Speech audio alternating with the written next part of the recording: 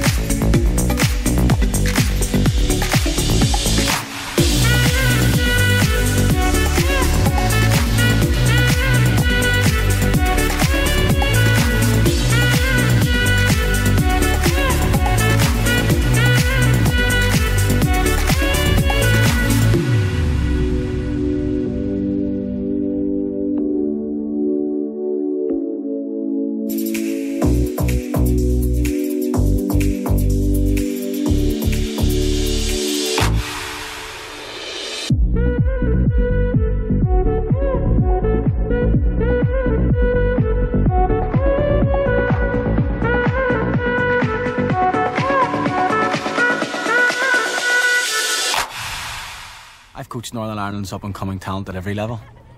When you see raw talent, you know you've got to nurture that and develop that in the right direction. You see that at the top level, and I see that in Grace. Her speed of play, her speed of thought, she has vision.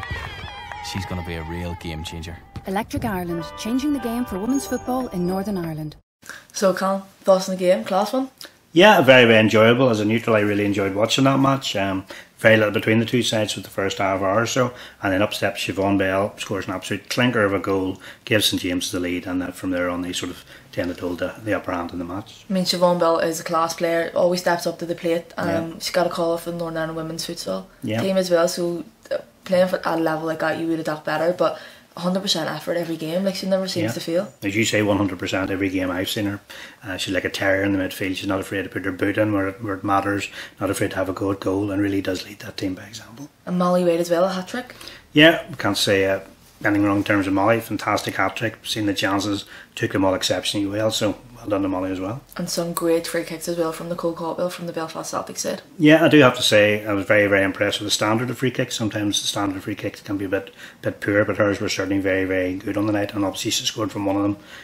Unlucky in a couple of other occasions as well, so it's good to see that sort of really develop in the women's game. Yeah, it's brilliant. It was such a good game, like. Yeah, very, very enjoyable. So after the game we caught up with two of the goal scorers.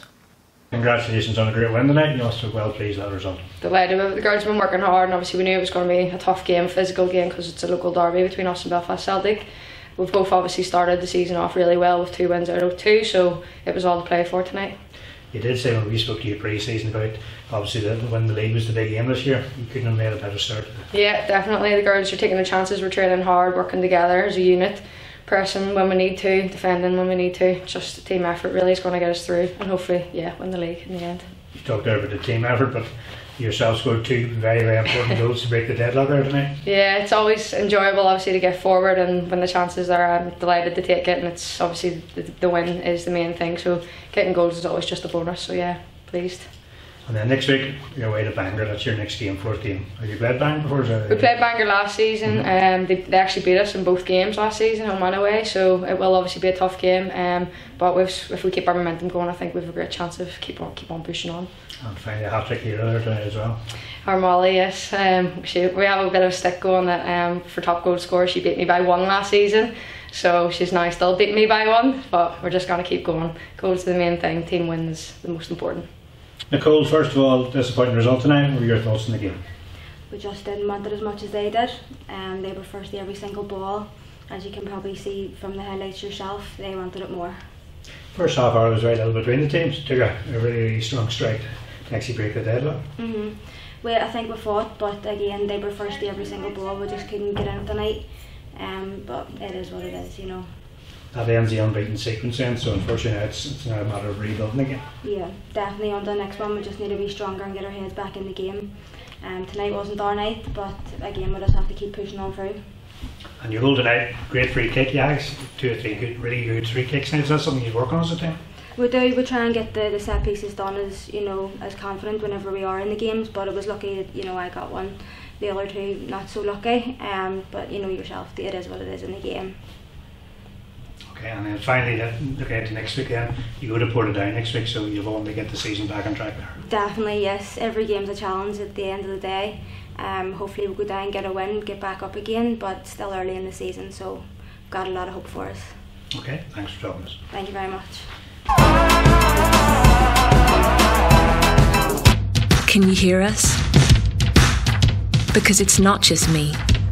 It's women all across Northern Ireland, building in strength, skill and numbers.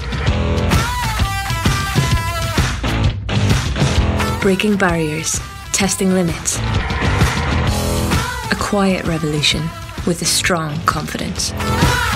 With the support of those who guide us, challenge us and help us grow, we will change the game.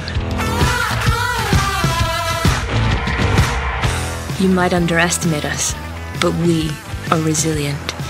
Can you hear us? Because you will. We are the game changers.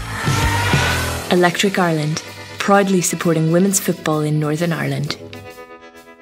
Time now for a roundup of all the results and league tables from across the NIWFA leagues. And we start off with the results from the Championship. In the championship, it's starting to develop into a three-horse race, with Lisburn ladies defeating Ballymena All-Stars, Lurgan Town ladies defeating East Belfast ladies, Carnmoney ladies defeating Crew United ladies, to leave each of those three teams on 9 points and unbeaten after 3 weeks of the season. The final game this week, Killen Rangers ladies against Downpatrick ladies, was postponed. In Division 1, Ballinhinch ladies replicated the 5-1 scoreline in our featured match as they beat Portadown ladies by the same result. Mid-Ulster ladies defeated Bangor ladies 3-2, with the final game in this round of the match seeing Armagh City ladies take the points after victory at PSNI. The results now means the James Swifts are now the only unbeaten side in the division and unsurprisingly lead the pack in Division 1. In Division 2, it's Foyle Bells and Larne ladies leading the way, following comprehensive wins over Chimney Corner ladies and Mountjoy United. There are also good wins for Coleraine ladies and Belfast Swifts, both of whom find themselves 1 point off the pace at the top of the table. In Division 3, the start of the week saw SOP fight out a highly entertaining battle drawing 2-2 with Banbridge Town ladies. 22nd ladies picked up their first points of the season, beating Kilmore Rack 2-1, and in the final game Craigavon ladies defeated the ladies of Shamrock 3-1 on Friday night. It's Banbridge Town leading the way in Division 3, with all teams in this division now having secured their first points of the season.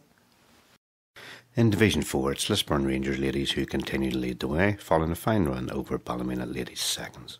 Larne ladies Olympic have moved into second place following a home win over the Belfast Ravens, and there was also a good win for Banbridge Rangers women, who travelled and defeated Camlock Rovers ladies. In the day's final game, St James Swifts and Mullyclay ladies drew 3-3.